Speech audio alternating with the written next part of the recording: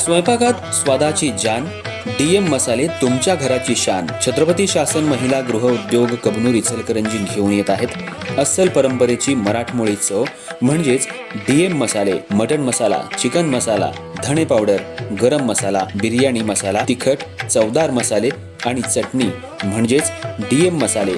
तर आजच आपल्या जेवणाची रंगत वाढवण्यासाठी केमिकल विरहित डीएम मसाले, गृहिणींच्या मनातले मसाले आणि चटणी अवश्य वापरा. डीएम मसाले महिला बचत गटाद्वारे करणारे स्वच्छ माफक दरामध्ये म्हणजेच डीएम मसाले.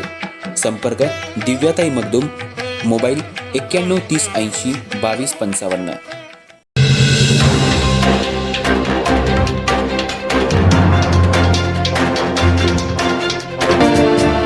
इचलकरंजी गावभाग येथील फिर्यादी सुदेश लकडे आणि त्यांची आरोपी पत्नी असे दोघे एकत्रित राहायला होते. आरोपी पत्नी हिनं फिर्यादी पती यांच्या चारित्र्यावर संशय घेऊन फिर्यादीला तू दुसऱ्या बाईच्या नादाला लागला आहेस असं मोठमोठ्यानं ओरडून आरोपी पत्नी हिनं फिर्यादीवर जीवघेणा हल्ला करण्याच्या हेतूनं हातातल्या धारदार कात्रीनं फिर्यादी यांच्या पाठीवर आणि पोटात भोगसून डाव्या हातावर देखील कात्रीनं मारल्यानं त्यांना गंभीर दुखापत होऊन त्यांची प्रकृती गंभीर झाली. त्यांना उपचारासाठी शासकीय रुग्णालयात तात्काळ दाखल करण्यात आलं. त्याबाबतची फिर्याद इचलकरंजी गावभाग पोलीस ठाणे इथं दाखल झाल्यावरून इचलकरंजी गावभाग पोलीस ठाणे यांनी आरोपी पत्नी हिला तात्काळ अटक करून तसा तपास पूर्ण करून त्याबाबतचं दोषारोपपत्र इचलकरंजी इथल्या न्यायालयात पाठवलं.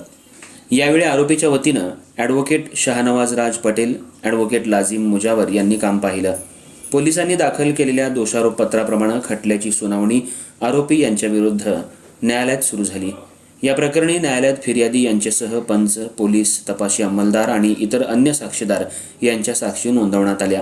मात्र फिर्यादी आणि साक्षीदार यांच्या जबाबात विसंगती असल्यानं आणि जप्ती पंचनामा साबित न झाल्यानं जप्त मुद्देमालाबाबत तफावत आल्यानं प्रस्तुत आरोपी यांच्याविरुद्ध आरोप आणि फिर्याद सिद्ध होऊ शकली नाही. यासाठी संशयित आरोपीच्या वतीनं ॲडव्होकेट लाजिम दस्तगीर मुजावर आणि ॲडव्होकेट शाहनवाज राज पटेल यांनी न्यायालयासमोर उलट तपास घेऊन जोरदार युक्तिवाद करून आरोपीकरता बाजू मांडली.